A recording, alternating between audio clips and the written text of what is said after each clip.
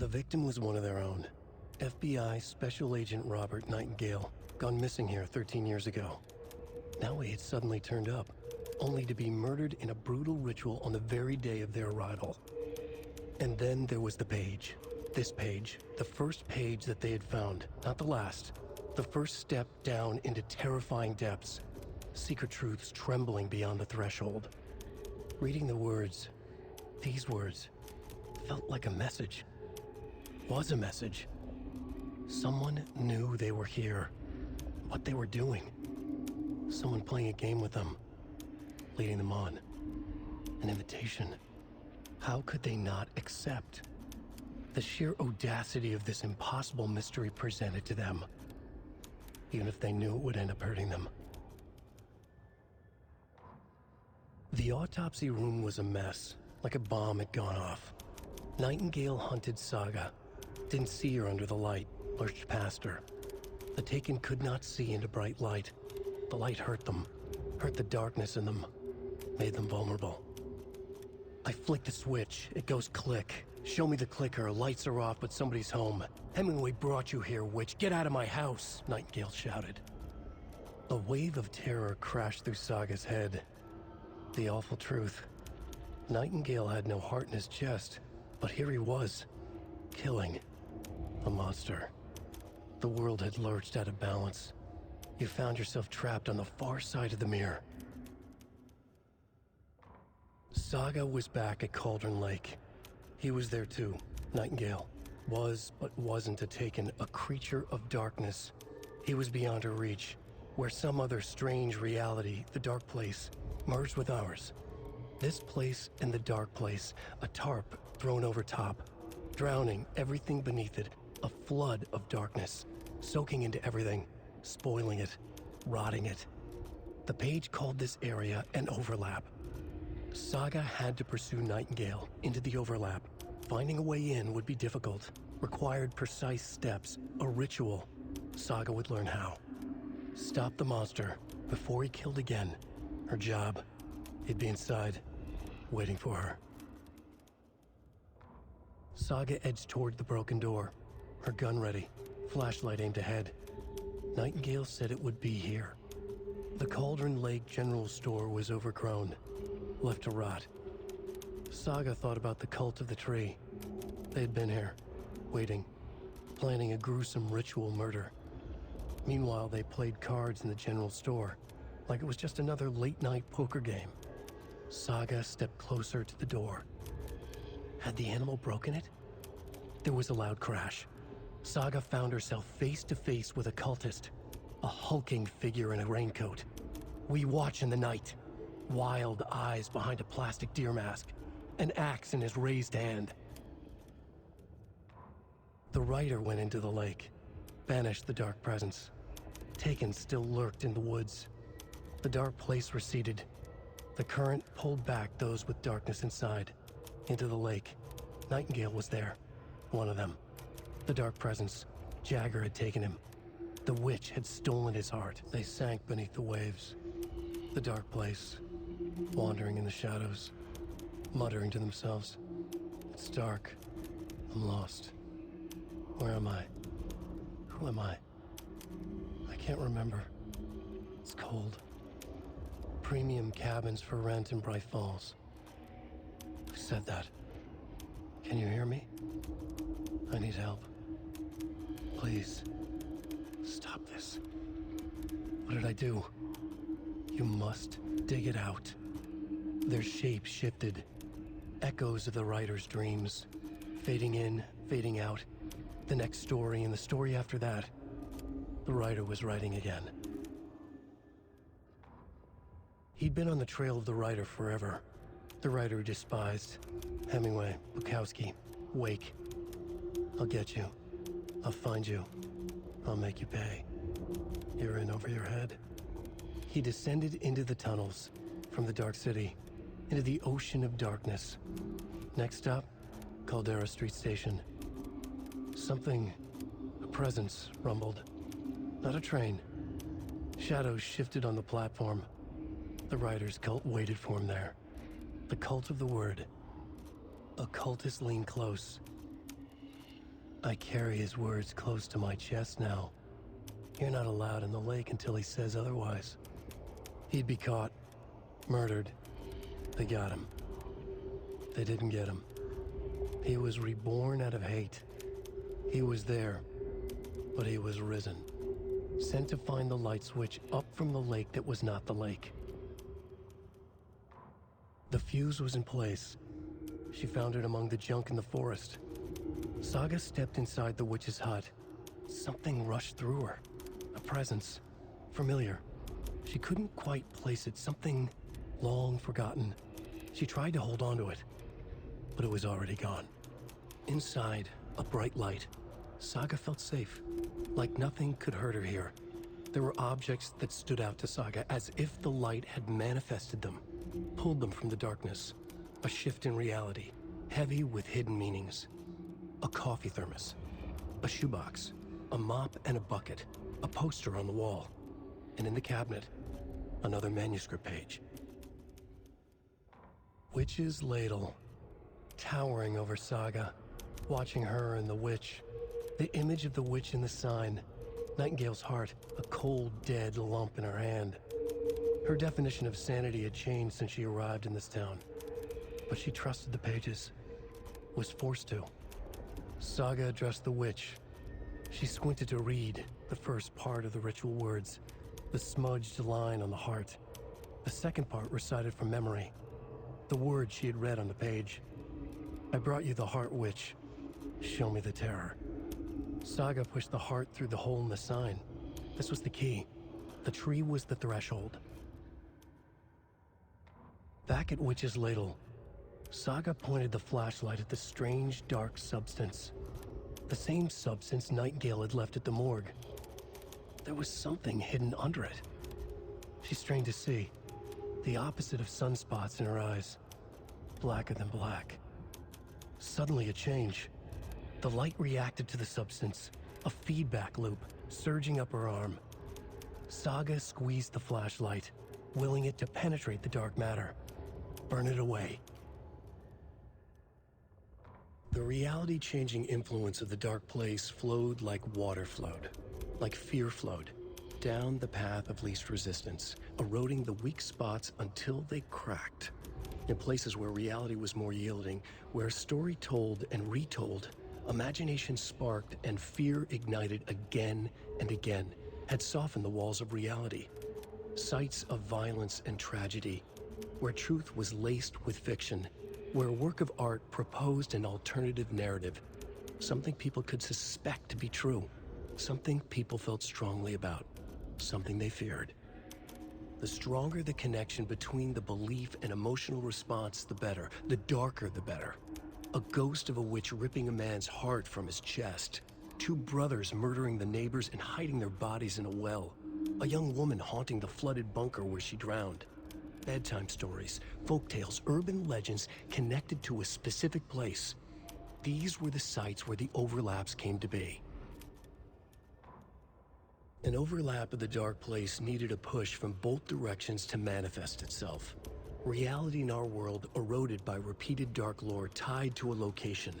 And a counterpoint, a work of art, a horror narrative crafted in the depths of the dark place, connecting to the story on the other side to reach out through the weakened veil. A story of a lawman whose heart was cut out of his chest. Two corrupt men killed by their own twisted ambition. A haunted old woman drowned in a bathtub. Twisted reflections on the other side of the mirror. Arcs stabbing through realities, amplifying the influence of the dark place. These elements working in conjunction made a trickle that became a torrent, a wormhole, a vortex, and the art, the map, became the nightmare territory where the dark place encroached on our reality, a blanket over it, where they all overlapped, causing reality to twist and loop like a bad dream, remolding anything and anyone within its dark horror design. Ed hadn't been the same since his latest show had closed. This wasn't the first time one of his productions had shuttered early. Scathing social commentary in a one-act play wasn't exactly filling seats. When Tammy told him she was taking a research trip to Bright Falls, he decided to tag along. Ed told her he wanted to find inspiration. Really, he just wanted a break from the city. But it was true that he certainly needed to find something. A voice, a direction, an idea, something authentic to himself. Ed knew he couldn't keep using Tammy's money to fund his playwriting. After the argument with Tammy, Ed stormed out of the diner and drove their rental car back to Cauldron Lake to prove a point. Now standing in the dark woods, the sun hidden by the trees, Ed wished he could remember what that point was. Something about masculinity. He cursed at himself and turned to go.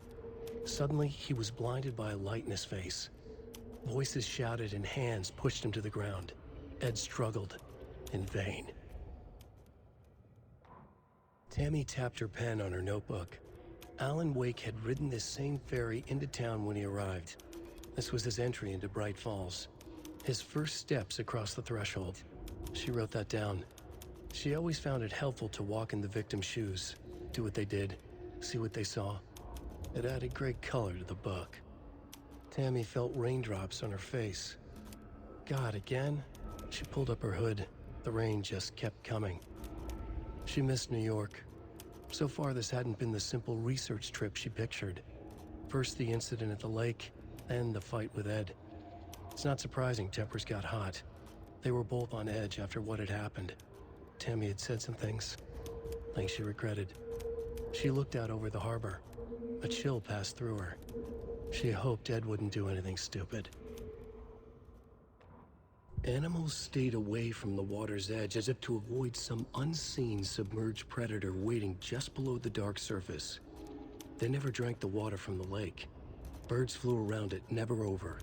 Darkness flowed from Cauldron Lake. Gaze in the black mirror of the lake, you'd see it all around you, and you'd understand. It was already out, already where you were. It was already too late. Cauldron Lake used to be alive with people.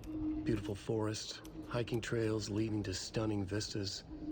Then the government put up a fence, kept the people out. Volcanic gas, they said. They didn't want anyone knowing the truth. The lake wasn't a lake at all. The dark water a mask to hide the hungry, bottomless ocean below. A fence couldn't stop the flood that was coming. Nothing could. The return of the nightmare rising from the depths. Children in Bright Falls all grew up hearing stories about the cult of the tree. Feral maniacs living in the woods. Satanists chanting, "We watch in the night," as they perform blood sacrifices in the forests. Or things not quite human lurking in the dark. There were many versions of the story, but they all shared one important element.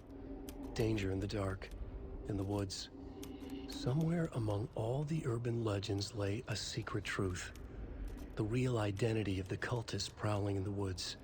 Real faces hid behind the masks. Real hands held the knives. Real people fulfilling a grim purpose. The forest was not safe.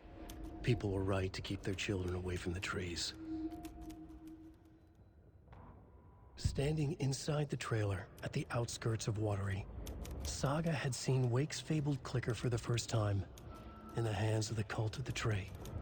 Her mind reeled from what the horror story was now claiming about her. Her life, her past. She didn't accept it.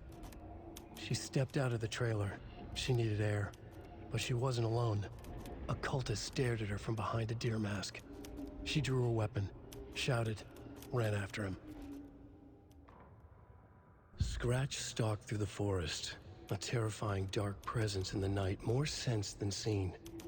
Darkness boiled in his skull, like a storm cloud crammed into a bottle. The woods were alive with those he had taken. They were coming with him, directed by him, his army of darkness. His singular purpose was a sharp, pulsing black hole in his head, waves roaring out of it to whip his flock into a frenzy, filling them with his purpose. The clicker. He wanted it, to make his horrific ending to the story come true. The art was there. The clicker would push it across the final threshold, a detonator to send out a tidal wave that would spread to overtake reality. He was so close to claiming it. The Taken gibbered and shouted, straining against their invisible leashes, filled with bloodlust. Scratch let them go. They launched themselves into the night with violent glee. He ripped a signpost from the ground, swung it in his hands as if it was made of air. Ahead, the music started. It called him on. Let the final Deerfest commence. Ilmo stood in front of the parade float, turned dramatically to his crew. Now, imagine the murderer's arms moving. Stab, stab, stab, and then Naki laughing. Everyone at Deerfest always plays it safe, not us. This monument to Watery's history, this work of art will sweep this year's awards. The overlap formed around Watery's dark past. The ritual to enter was tied to crafting the float. Art was the key. It had the power to let Saga in. Hey, stop right there. The shape stumbled out of the dark toward Deputy Mulligan. Thornton was doubled over, coughing. A chunk of cold pastrami caught in his throat. Bring it, fucker. Mulligan fired. Thornton hacked the pastrami out of his windpipe, opened fire with his partner. The monster fell. They kept shooting. The thrill of domination. This was the cult of the tree. Not one tree, a forest. Secret knowledge in a deer mask. A last line of defense. Yippee-ki-yay, motherfucker. Bright Falls' fucking finest. They crept over, pulling out their flashlights. The horror. This is Monica from the tackle shop. An innocent woman. Thornton's pastrami came back up. The killing of Monica Thompson was a terrible mistake. Thornton blamed Mulligan's itchy trigger finger. Mulligan blamed Thornton's shitty pastrami sandwich. They only agreed it wasn't their fault. No one will find her corpse. We'll hide it. They fed the body to the maw of a crumbling well, like the murderous Huatari brothers did long ago. They lied to everyone. The word would never get out. But a secret like this doesn't die. It grew inside them, like cancer, the darkness taking over, filling the shape of them. Mulligan and Thornton in the wreckage of the morgue, shadows on their faces. Thornton did his best woman's voice. I'm a stuck-up FBI bitch. I'll make a big fucking mess, then get these dumb backwater cops to clean it up. Thornton turned to his partner. These government motherfuckers. Next time, Mulligan, I'll tell her. You got no clue. You let your own kid drown. You're a fucking fraud. Mulligan leered. Pinning the murder on the Bookers would have fixed this whole goddamn mess. But their kind always sticks together. I reckon we should show the bitch who's boss, Thornton. Shadows crept over Mulligan and Thornton. Inside them, they grinned.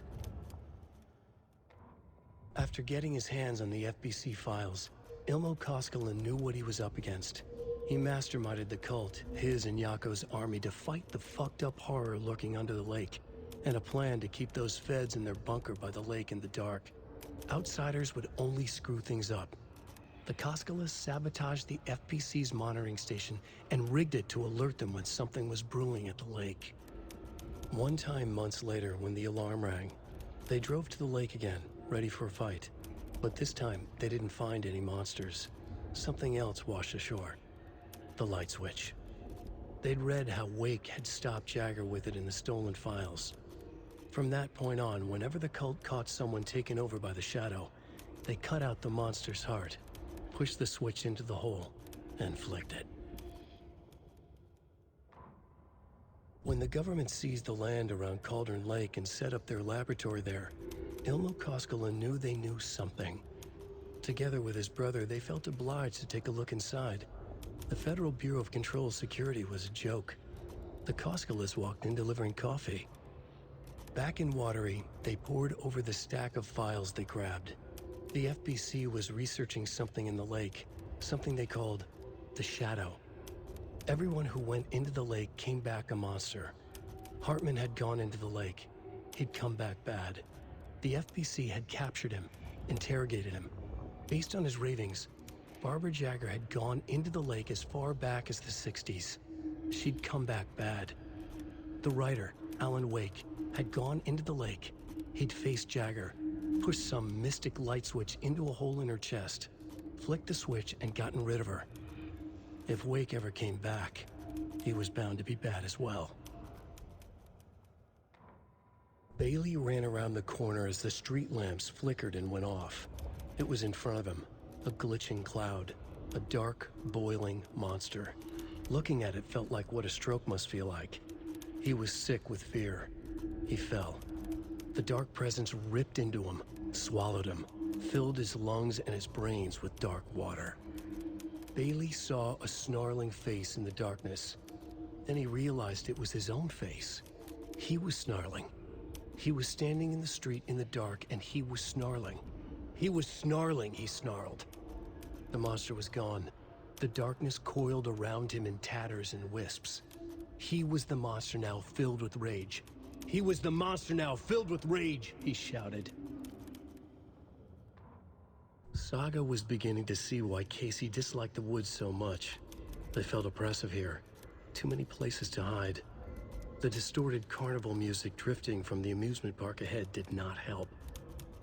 What the Koskelas had said about her living in Watery with Logan unsettled her.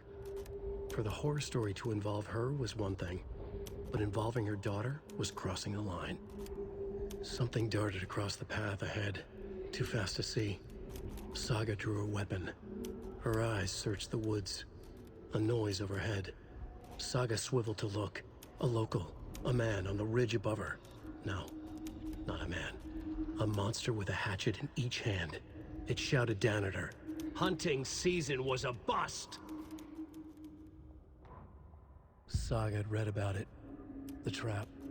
She knew what was waiting for her. The moment she saw the giant, she knew she wasn't ready. You let Logan drown. The weapon it carried could crack her skull like a brittle egg. Brains leaking out like yolk. Everything she loved, lost. Everything she was, lost. We will watch it eat your mind. Reading this made her sick, but the fear was sharp when she faced it. There was another overlap here in Watery. The parade float was the key. Mulligan and Thornton had gone there, taken the clicker with them, left this monster here to stop her. What had kept Watery afloat all these years? A century, if not more. The locals knew the answer. Grit. Or as they put it in the language of their Finnish forefathers, sisu. These days, sisu was needed more than ever. The town was fading. It never quite recovered from the lumber mill shutting its doors. Now the fishing was drying up as well. Most people had left to find jobs in other towns. Only the most tenacious stubbornly remained. Dug in. Parasites in the body of a terminal patient. Sisu. Some people tried to resuscitate the town. The Koskela brothers double-handedly warded off the impending darkness with their ventures. Coffee World brought tourists, money, and jobs. Coffee-themed fun for all ages. The Kalevala Knights Motorcycle Club built parade floats. The bikers repaired vehicles and volunteered locally. But it wouldn't be enough. Watery needed a miracle. The end of the road was in sight. It was coming fast. Sorry, we're out of Bright Falls Blend. Anna apologized to the customers. I'll just grab some from the back. More coffee coming right up. She suggested they ride the percolator while they waited. She passed Ilmo at the Espresso Express. Big smile, Anna. Coffee World is all smiles. Anna nodded, smiled. She smiled until her face hurt. Anna stopped walking, realized she was standing next to the Huatari well. Must have zoned out, she thought. She was about to go, but something in the well caught her eye. A shadow shifting in the dark. Anna was overcome by vertigo. The world tilted, and then she was falling down, down, down into the shaft. The darkness opened up to swallow her. Saga had slid into a nightmare. A growing amount of evidence said her daughter was dead. Saga couldn't accept that. Wake said it could be undone. But Wake was gone, in the custody of the Federal Bureau of Control. Casey, her only ally, was gone too. She was alone. Agent Estevez had pulled rank on her, stonewalled her, shut her out of her own case. Saga refused to give up. She needed answers. Tor and Odin Anderson would have some. A family visit, then. No one could blame her for that. Saga was trapped in a horror story. It was manifesting itself around her like the darkness of a mental illness, pushing her deeper and deeper. Tor Anderson had lightning in his veins. This was rock and roll, baby. That Weaver girl had cast a spell on him. Tor would do anything she'd ask. Tor deserved this. Tor wanted this. She wanted the song, a gift. He had to get it for her. Afterwards, it was too late. Tor swung his hammer in frustration. The spark was gone. Black liquid clogged his mind. A bad trip. Tor fought it. He was strong. He'd never be taken. But the darkness could still drown him. Tor needed to warn someone. It was all happening again. Tom was back. Coming back. Tom would need help too if he was going to make it. But the brothers were too old to stop at this time. Tor had called someone. Someone who could help. The name escaped him. Drowned beneath dark water. Odin Anderson stirred in his bed. His vision hazy. Smudged. He felt weighted down by an ocean of dark water. Through the haze, he made out Saga. Odin felt useless. He wished he could tell Saga how his silly faces made her smile when she was young. Too young to remember. Odin used to joke that Tor was her grandfather, but he was the Allfather. He smiled at the memory. Odin was the kinder of the Anderson brothers. Tor lacked patience, more volatile. The brothers fought a lot, but they were inseparable. Now Tor was missing, dragged into darkness. Odin could feel it. Time was running out for both of them. Saga jabbed the selector on the jukebox. The missing record in its place. Saga couldn't have found it without Odin's help. Standing there, Saga felt exposed, expecting the shadows to come alive. The needle crackled on the vinyl. The song swelled. Odin had said it was written for her and her mother. Her grandfather's apology. The lamentation of an old man. His heart was broken, sinking into darkness. Odin had said that the song would be a way to know Tor, a way to find him. A light bloomed in through the garden window. That's where Tor had vanished into the pond. Saga knew what she had to do. The Valhalla nursing home, founded in 2014 for Odin and Tor Anderson of the old gods of Asgard fame, for their twilight years. Built after the return comeback tour, flip-flopped to be their farewell tour, cut short, canceled. As their agent, Barry Wheeler had managed to coax a few hit songs out of them before that. Balance Lays the Demon, a couple of others. The old men rocked like their namesakes. The backstage parties got out of hand. The air was thick with smoke. Wheeler squinted. His migraine flared, booze and drugs. A rock and roll cliche. They ran off after every gig.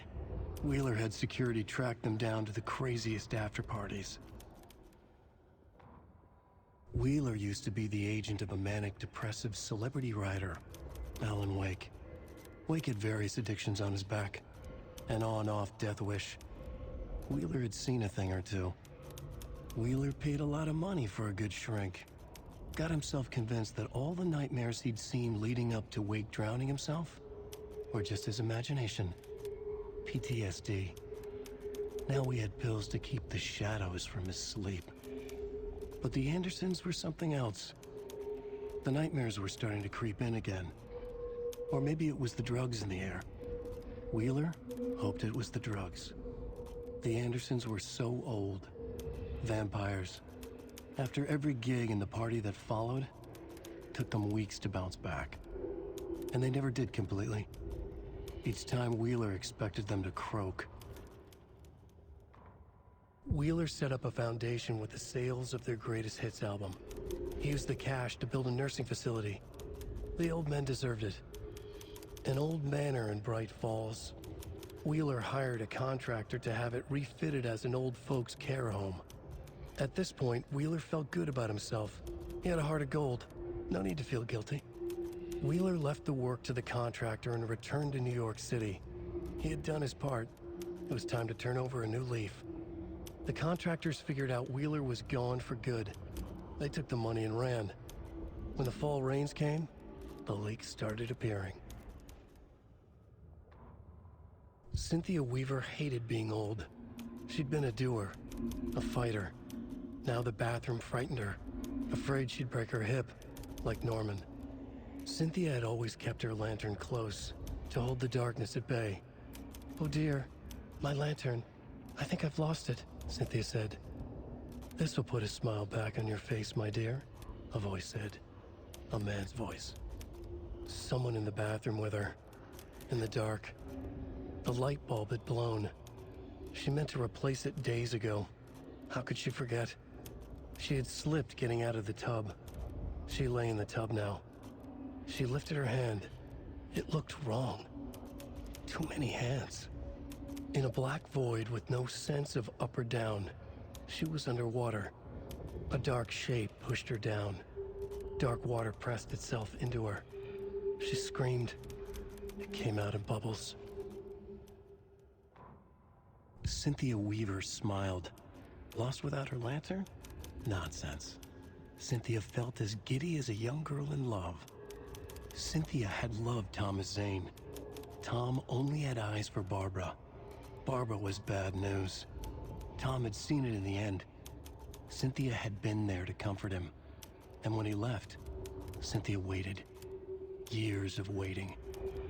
Now Tom had come back to her. They'd be together now. See the world. She'd always dreamed of seeing New York. They were there now in a fancy hotel. She drew a bath. She would become like Barbara. No, better. She sank into dark water. Into Tom. Tom had enemies, plotting against him. Cynthia would deal with the nasty Anderson fellow, Tor, always poking people with his hammer. He had it coming. Anything for Tom. When Cynthia Weaver was downstairs at breakfast, Rose snuck into her room. With all the lamps in the room, it took her a while to find the one with an angel. Luckily, the dream Aloud had sent her had been very clear. Rose was certain that Cynthia would not miss one lamp. She had so many. Tonight, Rose would put the lamp in a shoebox and let it sink into the garden pond. That's what Alan wanted. That's how she could help him. The thought made her whole body buzz with joy. Cynthia knew the lamp was missing the very moment she came back to her room. She was overcome by grief.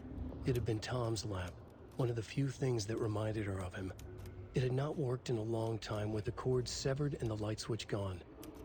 But there are other kinds of lights than the ones we can see. The invisible light of the angel lamp had held Cynthia together all these years.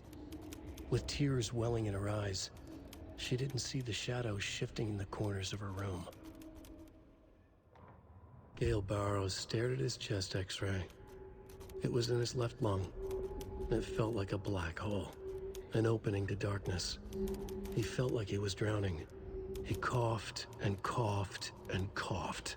So hard his whole body and soul felt twisted and mangled, upside down and inside out. With every cough, the black hole grew bigger. It felt good. It tore him up, but it felt good. Gale was dying. The black hole was sucking everything good out of him. He imagined looking through it, into the darkness. The black hole grinned. Gale couldn't escape its gravity. He worshipped it. Gale sacrificed to it. In blood. The 81st annual Deer Fest was just around the corner. Everyone in Bright Falls was bustling. There were banners to be hung, pies baked, deer masks sold. Bright Falls had made the top 100 American small town lists for its modest, rustic charm. The town expected a lot of tourists this year, but a shadow hung over the Deer Fest preparations. The forecast promised rain. Fearful whispers promised more murders. The police were on high alert. Sheriff Breaker had deputies patrolling the streets at night. Bright Falls was no stranger to odd happenings, but to cancel Deerfest? Out of the question. The townsfolk were anxious, their anticipation mixed with fear. People had restless dreams. The light seemed dimmer. Floodwater pressed in on the town, and the shadows poured in with it. Every night was bingo night at the Valhalla nursing home. Each time Rose drew a ball from the cage and called out its number, some of the residents shouted bingo, no matter what was on their cards. Some of them sat mute, their cards full, never calling out. Some of them would try to steal the ball from her. Some of them would chastise the others for acting out. It was like herding a clouder of cats. Rose didn't mind. She liked cats. She knew she was where she was supposed to be, with her little Vikings, waiting for the hero to come. Tonight, the residents were restless, more so than usual. Ahti was wearing Blum's coveralls again. Tor stood by the phone. Too late. Rose saw the hammer in his hand. The garden lights started to flicker, the darkness and rain pressing against the windows. The time drew nigh. Emmett Elwood had had enough. All his life he'd been surrounded by the same small-minded, impolite, ignorant people in town. Their endless gossip, their nose-picking, chewing food with their mouths open, not washing their hands after visiting the restroom, and touching things. Touching everything. The world was going to hell. He'd watched day after day how all the nice things in life in Bright Falls were spoiled and ruined forever. There would be a just and terrible reckoning. Emmett had imagined many times how he'd make them pay. He had lovingly tended his anger, made it grow hotter. It was out in the open now. Ugly and slobbering, they reached at him with their unwashed hands. He beat them down, beat them until they no longer moved. And then he'd wash his hands with a strong antibacterial disinfectant. Rose woke up from another dream from her idol. Another message. All through her morning routine, she was humming happily. So happily, she realized she was starting to forget what Alan had told her. Something about a hero who would come to save them all. And the hero... Rose frowned. This won't do, Rose Marigold. You know better than to forget. Something about knitwear. The hero liked it? Rose nodded, determined. She'd use the knitwork to guide the hero to the secret stashes she had hid in the forest to help them. Knitwear to mark the spot. Alan will love that, she thought. Now she only needed the knitwork. Rose thought hard. Mandy May was always knitting. Mandy May would help her. Agent Young held his clipboard up to the light. The equipment was all accounted for. He ticked the boxes, satisfied. A noise on the other side of the back lot made him pause. He peered into the darkness. Nothing. Shrugging, he signed and dated the form. Estevez wanted everything ready, just in case. Young appreciated a cautious leader. Estevez had held it together even after the oldest house had gone dark. Young began to head inside. The local sheriff's station was a tight fit, but at least they had a coffee machine. Young felt optimistic. They even had the para-utilitarian in custody already. Another clatter behind him. Closer this time. He turned, hand on his holster. He called out to the darkness. This station has been seized by the Federal Bureau of Control. You're not authorized to be here. Suddenly, the lights flickered, went off. Young couldn't see a thing. Then from inside the station, the screams began. They're too old to fight monsters. The torchbearers are done. We need something new. Ilmo took a long drag from the joint and handed it to his brother. They'd been drinking and smoking all night. That thing from the lake was not a man, and the government's trying to hide it. Ilmo gestured at the files they had stolen from the research station. The strange seal with an upside-down pyramid. The Federal Bureau of Control. We need to keep the feds away. Deal with this our way. We need an army of our own. Yako smiled. He loved to watch his brother come up with his ideas. Ilmo's gaze swam. He was seeing double. The pyramid on the folder was a spruce tree. A tree, he thought. A fucking tree. It was a sign. We'll make the woods scary again. So fucking scary, no one will set foot in them at night. That's how we'll keep people safe. We'll be a legend. We are the cult of the tree, and we watch in the night. We're gonna need scary masks. Energized, Yako chugged a bottle of Ama beer in one go. Ilmo was nervous. His palms were clammy. He lowered his phone. Mulligan isn't picking up. Yako shook his head, pointed at his own phone. Same with Thornton. Ilmo didn't like it. No one was answering the phone at the workshop in Watery either. Something was up. It had to be the writer. Had to be. The Koskela brothers were crouching in the bushes across from the Elderwood Palace Lodge, its lights shining in the night. They couldn't wait any longer. The brothers knew Saga was in Watery visiting her trailer. Going now was their only chance to do this without hurting her.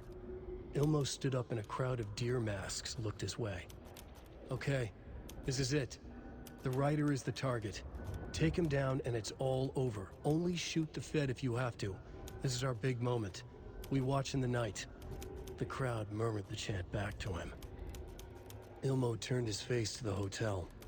He could see Saga's partner in the window. Ilmo slapped his brother on the shoulder. The brothers donned their masks. The cult of the tree was ready. Ilmo Koskela jolted awake from a nightmare. He was drenched in sweat. In the dream, he'd been covered in blood, gleefully murdering people, his friends. When his twin brother had tried to talk sense into him, he had murdered Yako as well. Ilmo slammed his fist into his temple so hard it hurt.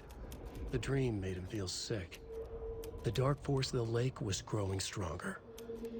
It was trying to make Ilmo and Yako something they were not. Trying to turn them into Ilmari and Yakopi Huatari from the early days of Watery. But they were the Koskela brothers. Their mother had not raised them to become murderers. They had backbone. They had honor. They had finished Zissou. Something bad was coming. The hidden device they had hooked to the FBC station had been intercepting alarms like crazy the past few days. Ilmo would make sure his cult was ready for war. Out in the night, the story seeking to give birth to an overlap in Watery drifted on, looking for another pair of men more prone to corruption. It's 1988, a face-off between deities on the rim of Cauldron Lake high above its dark waters. Thunder roared, the old gods facing something even more powerful, something harder to define even. Or, changing the perspective, raving lunatics all, caught up in the frenzy of a shared delusion. The old gods, the corsairs of the Sea of Night, and the Dark One who yearned to stand in between, who had always stood in between, who would soon stand in between. We help you, you stay away from our family, Tor Anderson snarled over the thunder. Yes, until you all come to me, came the answer. That's never gonna happen, shouted Odin. I will take this as collateral, shall you remember our deal, said the Dark One. Blood arched from Odin's face as he fell to his knees. Lightning hit the dark figure on the cliff, and with that, he was gone. Tor rushed to his brother. Are you alright, bro? Effectively blind in that moment, the eye patch covering his left eye, his hand over the now empty socket of his right, blood oozing out of it. Odin cursed. The bastard took the wrong eye. Warlindor walked across the rain-slicked tiles of Caldera Street Plaza. The rain didn't seem to touch him. He sensed his steps were being observed, documented into the story. He allowed it, this one time for this one reason, to be passed on by his unwilling disciple, to read at the right time. The ocean that was the dark place took the shape of New York City, drawn for the mind of Alan Wake, in part for the writer to navigate his prison, in part to torment him as he struggled to find his way out. Dor was not bound by the rules as Wake was. He came and went as he pleased. For now, Dor entertained the writer's fantasy, for a purpose known only to him. At the edge of the plaza, he stopped at the door to the construction yard. A poster for his talk show hung there, another part of Wake's fiction. He stepped through, willing it to take him to Parliament Tower Plaza.